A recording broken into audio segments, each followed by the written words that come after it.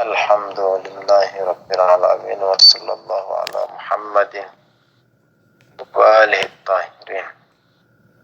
Allahumma salli ala Muhammad wa ali Muhammad wa ajil farajah. Qala Amirul Mu'minin Ali alaihissalam, man zayyahul aqrab utiha lahul ab'ad. Barang siapa yang orang-orang terdekat membuangnya, maka orang-orang yang jauh akan menerimanya. Amirul Mu'minin Imam Ali alaihissalam di dalam Nahjul Balaghah hendak menyampaikan kepada kita tentang makna persaudaraan, tentang makna keluarga, tentang makna kasih sayang, tentang makna bagaimana kita menjaga anggota keluarga kita. Jika seandainya di dalam satu keluarga terdapat seseorang yang dia kurang diperhatikan misalnya, atau dia kurang mendapat kasih sayang dari keluarganya, dari orang-orang sekitarnya, dia kurang mendapatkan perhatian, pembinaan, kurang mendapatkan posisi, kurang mendapatkan tempat di dalam keluarganya, di dalam orang-orang terdekatnya, di dalam orang-orang yang mengenalnya secara khusus, maka akan ada orang di luar sana, akan ada orang yang dari dunia antah barantah sana yang siap untuk menerimanya dan siap untuk menampungnya. Dan tentu ketika dia diterima dan ditampung serta diberi tempat dan diberi posisi oleh orang yang dari dunia antah barantah sana, dari orang-orang yang tidak dikenal sana, maka secara langsung akan menjadikan anggota keluarga tersebut terpisah dari keluarganya. Kita menyaksikan bahwa sebagian besar, jika seandainya kita tidak mau mengatakan seluruhnya, maka sebagian besar dari anak-anak yang memiliki pergaulan yang salah misalnya, atau anak-anak yang memiliki dunia yang keras misalnya, seperti anak-anak yang masuk dalam dunia atau masuk dalam klub peminum minuman khamar, minuman keras, atau misalnya mereka-mereka yang masuk dalam klub narkotik dan sebagainya. Itu umumnya anak-anak yang masuk dalam dunia ini adalah anak-anak yang tersingkirkan dari dunia keluarganya. Jadi tidak harus dia dari keluarga miskin, tidak, atau tidak harus dia dari keluarga yang orang tuanya misalnya meninggal, yakni anak yatim, tidak. Malah ada sebagian yang orang tuanya masih hidup, orang tuanya masih segar, ayah ibunya masih ada, namun dan ayah ibunya misalnya tidak saling bercerai, tidak, namun ayah ibunya sedemikian bekerja, ayah ibunya sedemikian sibuk dalam dunia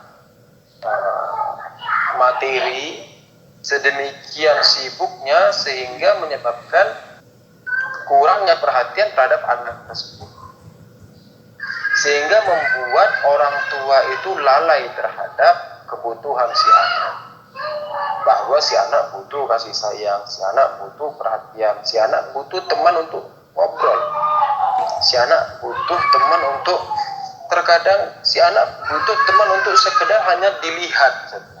Dan ini terkadang juga tidak didapatkan oleh si anak dan keluarganya.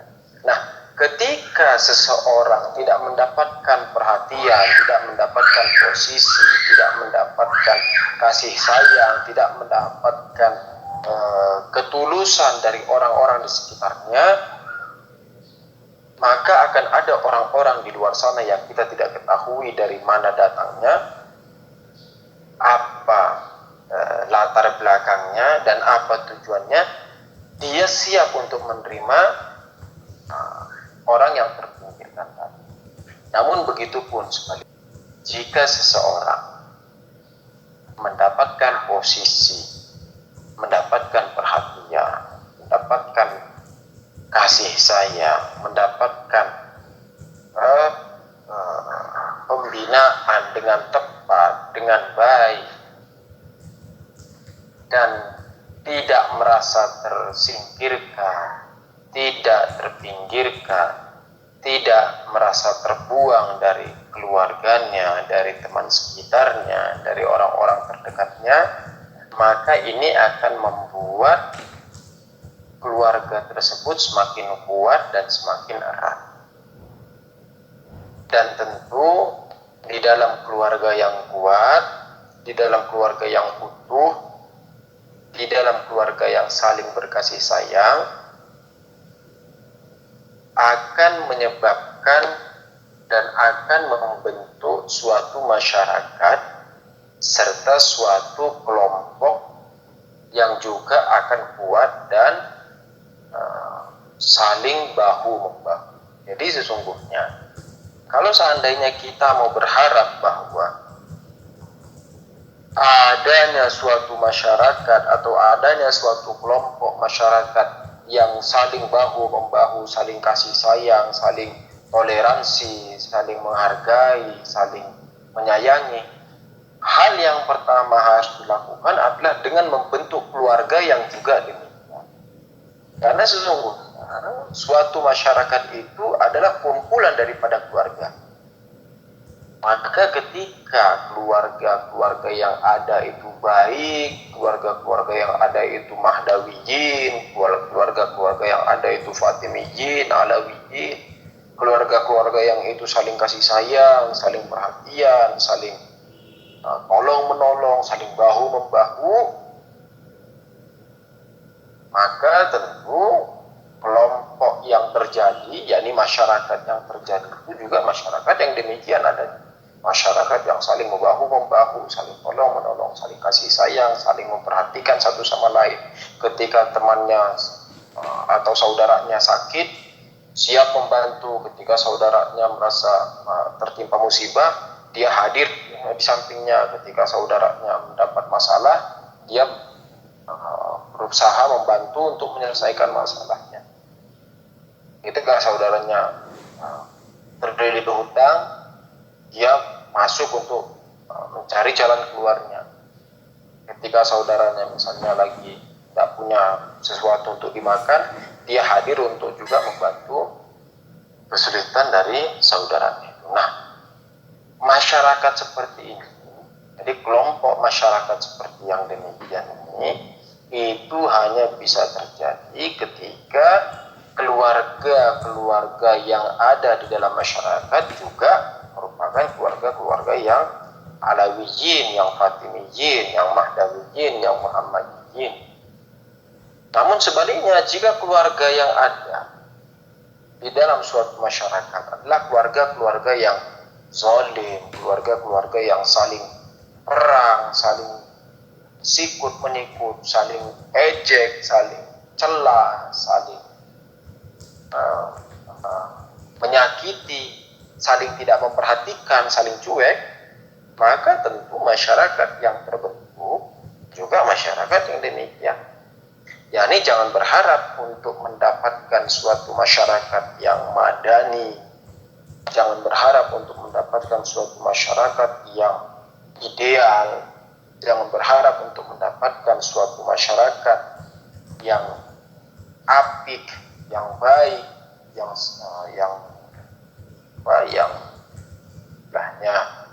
sesuai dengan tuntunan Islam kalau seandainya keluarga-keluarga yang ada di dalam masyarakat tersebut juga bukanlah keluarga-keluarga yang baik, melainkan di dalamnya keluarga-keluarga yang saling menyakiti, saling cuek, saling sikut menyikut, maka tentu juga masyarakat yang terjadi juga demikian. Di satu sisi hadis dari Amirul Mukminin Imam Ali Salam ini bisa dilihat dari aspek politik, sebagaimana yang barusan kita sampaikan tadi. Dimana kita melihatnya dari sisi aspek politik. Dan apa? Yani jika seandainya ada, misalnya contoh, jika seandainya ada seseorang di dalam masyarakat tersebut, anggap kita satu kota, anggap misalnya di daerah Bekasi ya.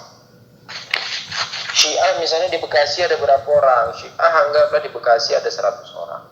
Jika ada satu Syiah di Bekasi, ini seandainya jika dari 100 orang pun, jadi di Bekasi ada berapa tadi? Ada 100. Nah, jika ada satu orang dari Syiah di Bekasi, ini satu dari 100 orang, di mana 99 Syiah yang lain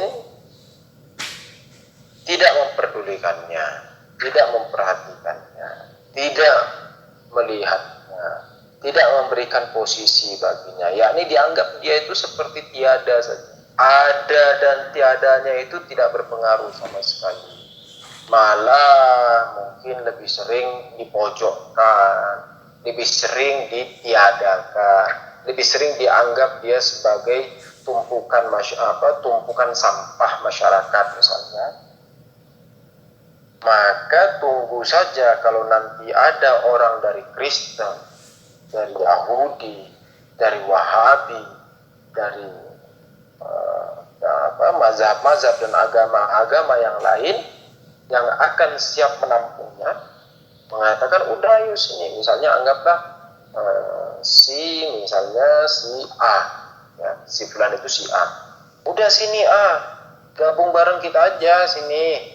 Oh, kamu kan di situ, kamu sudahlah kamu masuk Syiah, sudahlah kamu di keluargamu itu dijauhi, di keluargamu kamu dibilang sesat, di keluargamu kamu dibilang nggak punya akal, mengikuti agama Majusi, gini, fulan.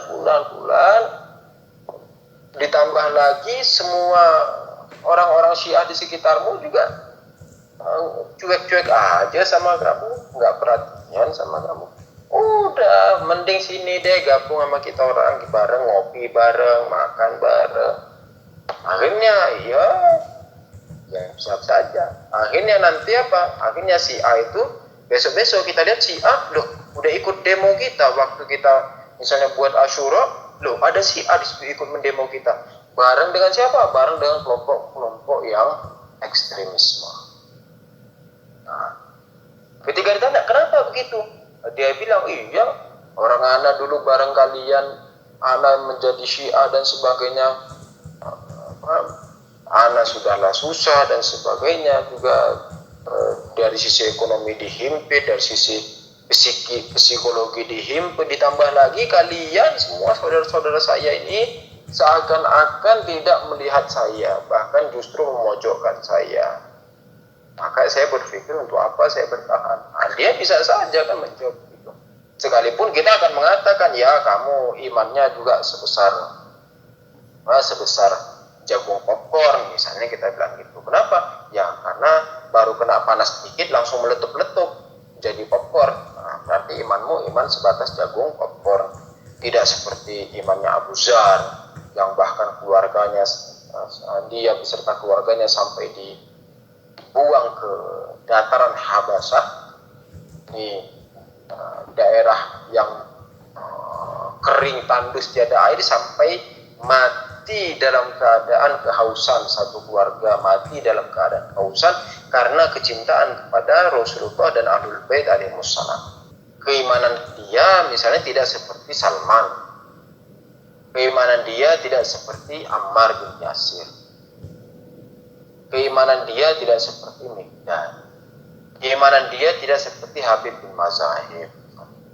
Iya, kita memang kita dituntut untuk memperkuat keimanan, untuk memperkuat kaki kita di dalam menghadapi setiap cobaan. Namun jangan diuji, jangan terus, oh ya kan kamu mau menjadi Syiah ini, ya harus siap dengan jangan diuji.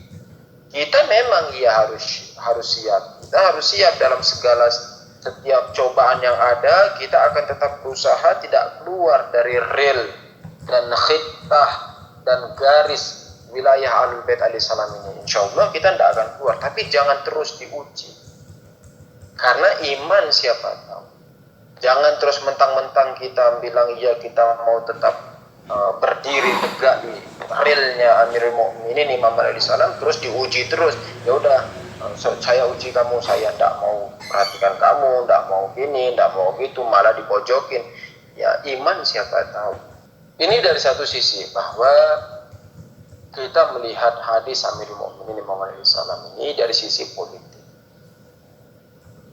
Namun juga bisa kita lihat dari sisi akhlak pribadi, akhlak rumah tangga. Sebagaimana yang awal tadi telah disampaikan, bahwa ketika seorang anak tidak mendapatkan perhatian dari ayahnya, dari ibunya, dari kakaknya, dari pamannya, dari bibinya, maka akan ada kelompok-kelompok di luar sana yang siap menerimanya dan siap memangsanya.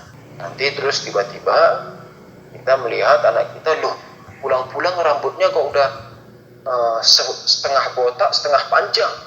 Nah, gitu. Terus ada anting-anting di hidungnya. Nah, kita kan nyesek itu, sebagai orang tua kan nyesek. Aduh nak, kenapa begini nak? Nah, jangan nyesek dulu, flashback dulu, kritik dulu diri kita. Jangan sampai karena kita tidak memperhatikan anak, karena kita lalai pada keluarga, sehingga terjadilah hal yang begitu juga dengan istri, begitu juga dengan suami. Seorang istri misalnya, ketika tidak mendapatkan perhatian dari suaminya, tidak mendapatkan perhatian dari keluarganya, terpojokkan, tersingkirkan, terhinakan, terabaikan dari keluarganya, maka berhati-hatilah. Jangan sampai ada tangan-tangan jahil di luar sana, lelaki yang dari dunia antah berantah, yang akan siap menerimanya dan siap melahap istri. Kita memang akan tetap mengatakan, wahai istriku, jaga keimananmu. Ya, seorang istri harus menjaga keimanan, tidak boleh bermaksiat. Ketika masih memiliki suami, tidak boleh bermaksiat, tidak boleh pandang sana, curi pandang sana, curi pandang sini kepada lelaki lain. Tetapi jangan dipancing, jangan terus dibuat jalannya, jangan. Jadi para suami juga jangan egois terhadap istri. Jangan terus dipancing istrinya, jangan terus dibuat jalannya. Maka perhatikan istri kita. Istri juga itu butuh perhatian. Memangnya istri itu batu apa terus nggak butuh perhatian? Enggak. Dia juga manusia, punya perasaan. Butuh juga didengar sedikit bersenda gurau, sedikit lelucon itu bukan hal yang buruk dengan istri. Dan begitu juga istri kepada suami. Ketika sang istri kurang memperhatikan suami, cuek suami, mengabaikan suaminya. Pulang kerja suami capek, pulang kerja wala bukannya diurusin makannya, bukannya disiapin tehnya, bukannya disapa, capek mas, mau apa mas, mau makan, mau minum teh manis dingin misalnya, bukannya misalnya diteduhkan hatinya, capek tadi mas kena matahari, mau tak kipasin. Itu hal-hal yang begitu kan menenteramkan hati suami. Hal-hal begitu membuat suami saya butuh keteduhan di mana lagi, orang saya sudah punya istri. Namun ketika istrinya cuek-cuek aja, suami pulang capek, keringatan, muka lebam karena kena matahari, ya pulang saja, wala ditegur, wala udah sampai mas, udah nyampe, panas mas, capek mas, wala ditanya begitu. Udah dibiarin aja, ya masuk datang aja. Akhirnya apa? Akhirnya besok melihat suaminya, loh suamiku ini kok biasanya pulang jam 2 siang, ini sekarang pulang jam 7 sore. Ternyata sudah ada tempat singgahan yang lain. Atau anggaplah halal, anggaplah dia menikah lagi, tapi kan tetap merobek hati istri. Nah, kenapa terjadi? Karena juga sang istri turut andil di situ. Jadi jangan dipancing suaminya. Jadi maksud saya, kita harus melihat posisi ini dari segala segi. Jadi jangan hanya si suami melihat itu bagi si istrinya saja, atau si istri hanya melihat dari sisi suami saja. Kan biasa gitu tuh. Anggap misalnya ketika seseorang tentang hutang piutang ya, contoh misalnya tentang hutang piutang. Ketika hadis dibacain tentang orang yang memberi hutang, terus si peminjam bilang gini, lihat tuh, kamu harus pinjemin, itu hadisnya ada tuh, kalau kamu nggak pinjemin, kamu dilaknati. Nah, dia lupa bahwa ada juga hadis untuk dia, bahwa bagi orang yang meminjam lalu bisa membayar namun tidak meminjam, maka tidak akan mencicipi nikmatnya surga. Tapi dia tidak mau nengok yang itu. Ada kita gitu. Atau misalnya hadis tentang poligami. Si suami bilang ke istri, itu ada hadis poligami, hadis gini, ada ayat poligami, ada hadis begini, hadis mut'ah, dan sebagainya. Iya, ada hadis begitu. Tapi ada juga hadis yang lain. Hadis bagaimana kalau kamu menikah lagi lalu merusak keluargamu, kamu dilaknati. Ada juga kejadian seseorang sahabat yang bertanya tentang mut'ah kepada Imam Shodiq alaihissalam kalau tidak salah, lalu Imam melihatnya dengan tatapan marah. Itu kenapa kamu tidak lihat? Kenapa hanya satu hadis yang kamu lihat? Nah, begitu juga sang istri bilang, itu lihat tuh, Yusuf bilang ada hadis yang begitu.